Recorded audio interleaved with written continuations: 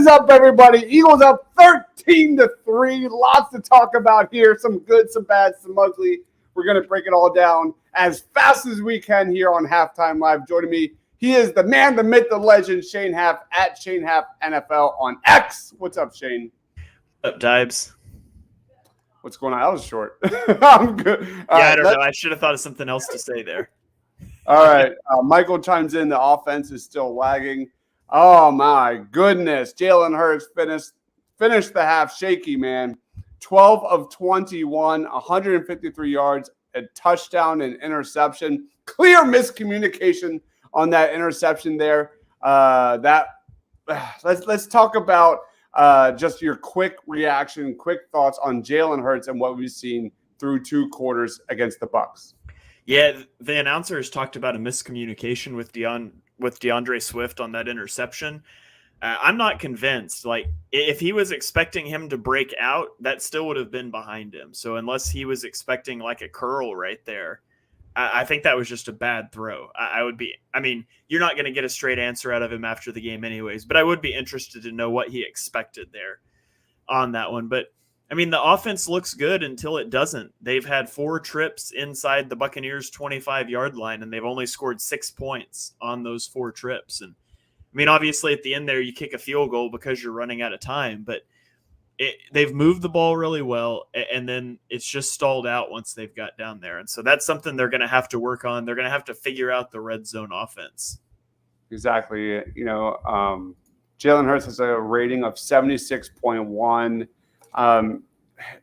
There's been signs, there's been flashes where they're starting to get in sync. There's a big play to Dallas Goedert, which was great to see. There's some more A.J. Brown stuff. Love what I'm seeing there. But at the end of the day, like this comment here, the Eagles should be up 14 points when it's almost like that bend, no break defense we're seeing from the Tampa Bay Buccaneers. Some of that Jonathan Gannon getting shoved into the Eagles' throats here. Some real comments real quick. Quentin, let's keep it going. Go defense. Wow. Defense has been outstanding in this one. Michael says the Eagles need to run the ball more. DeAndre Swift has been outstanding in this one. Jalen is slower than last year.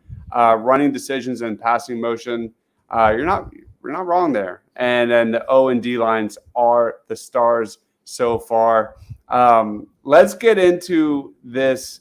One of the biggest standouts here has to be Jalen Carter. Jalen Carter was my standout of the game prediction, and Jalen Carter so far has a forced fumble. He has a quarterback hurry. He has 0.5 sacks.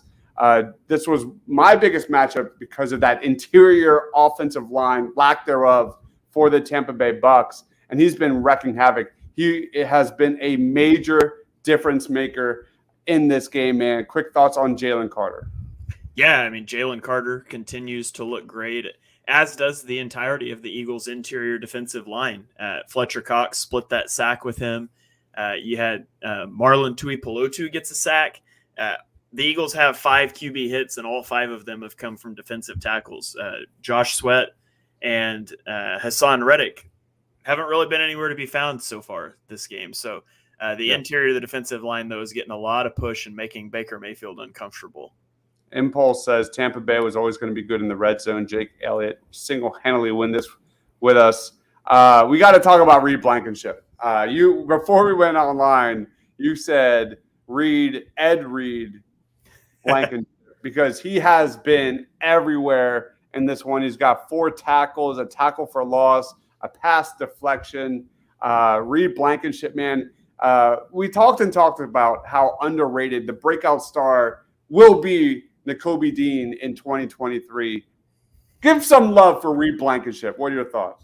Yeah, and let me tell you, that tackle for loss, I tweeted this one out. I don't know if you caught it live, but that tackle for loss, he was 13 yards off the line of scrimmage at the snap of the ball and triggered downfield and drops a guy in the backfield for a 1-yard loss. Just an incredible play by him. He gets the interception. Baker Mayfield was a little late on that throw, and Reed steps down and robs that one. So Reed Blankenship looks so good, man. It's incredible the play that we thought he could maybe be something after last year. At the very end, we saw a few flashes, but he's stepped in, and I mean, he's playing better football than I would argue either of the safeties the Eagles had last year did. Chauncey Gardner-Johnson and Marcus Epps. I think he's outplaying both right now. Yep. We also got a Sidney Brown sighting in this one, as we were promised. I was very excited. We learned just before game time that Brown was going to get some time in the slot. And sure enough, man, he probably should have gotten beat. Probably should have been caught in the end zone by Mike Evans there, but he did get the pass deflection. Quick thoughts on Sidney Brown getting some burn? Yeah, I mean, I like that they're working him in there a little bit. I would like for him to be your long-term solution at slot corner. I don't want that to have to be James Bradbury, or at least give you the option to do it situationally based on what other teams are doing. But yeah, he should have given up a touchdown on that one. Baker Mayfield was a tick late and a tick underthrown, and Sidney Brown, incredible effort to get out there and break that pass up. So love the effort. He's never going to lack for effort or for splash plays.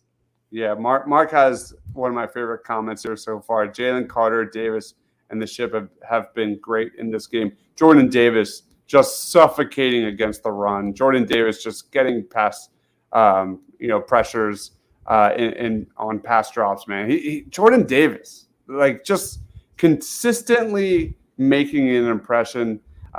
Crucian says we need Sidney. Absolutely. Mark says defense looks really good. Job has the rookie giving too much space. All right, so let's just go into like general takeaways. Like, you look at this Bucs offense, they've been getting the ball out fast, a lot of quick slants, a lot of quick routes. I think they've overall done a really good job of exploiting the Eagles in the slot, as have been the Eagles' weakness pretty much the entire season. But Chris Godwin, Mike Evans in the slot. Do the Eagles have an answer there in the second half? I mean, do they need one? Baker Mayfield's 9 of 16 for 80 yards and an interception. Like, I know people, right? That's the take. Like, yeah, sorry. I was gonna say I've seen, people have been complaining about playing off coverage and things, and like, I mean, what are we doing? Baker Mayfield's under 100 yards with an interception. Like, it's annoying on 3rd and 2 when you can run a quick speed out and get an easy first down. The Buccaneers have 3 points. Like, just keep doing what you're doing on defense. And hopefully, the offense starts putting the ball in the end zone from the red zone. This could easily be a 28-3 game right now. Yeah, that's how it feels. And that was kind of why I was worried. But, that was the first turnover for the Bucs, that interception by Reed Blankenship. All good stuff. Shane, what are we looking at the second half as we close it up here? I think the Eagles are going to run the ball a little more in the second half. They had more success with that in the first half than I thought they would, especially with Tampa Bay's tendency to stack the box, and they've got Vita Vea in the middle. But the Eagles' offensive line has whooped them in the trenches in the running game, especially with rain starting to come down now. I think you might see a little more run-heavy script. And, by the way, can the Eagles just get a game without rain? I would like to see what a passing offense would look like, and we play in a rain game every week. Mm-hmm. You look at DeAndre Swift real quick, 5 carries for 38 yards. Kenny Gainwell, 5 carries for 20 yards. DeAndre Swift and Kenny Gainwell also have 1 reception, 1 target apiece. So it's been pretty 50-50 there, Shane. Is that a good thing or a bad thing? I think that's probably fine. What I don't like is on the first drive, bringing Kenny Gainwell in cold off the bench for his first carry on 4th and 2. Like, that's not what you should be doing. But I'm fine with you split and carry. I'd like to see like a 60-40 split, DeAndre Swift and Kenny Gainwell, because just attrition and running backs wearing down is a big deal over the course of the season too. So Swift is my 1A, but I don't have any problem with Gainwell getting touches. I think the Eagles' offensive line has been terrific in spurts of this one. Cam Jurgens, Jason Kelce getting to that second level have been very good. I want to see more of that here in the second half. I also want to see more A.J. Brown. They went to him over and over and over again at the start of this game. they kind of abandoned that. Like I want to see, like you said, the rain is the thing, but I want to see more of that. Michael says Swift should be the back. Little G says, oh, go ahead. They stopped going to A.J. Brown because they found a new wide receiver one. It's Olamide Zaccheaus, man. Team leader, 2 receptions on 3 targets, 58 yards and a touchdown.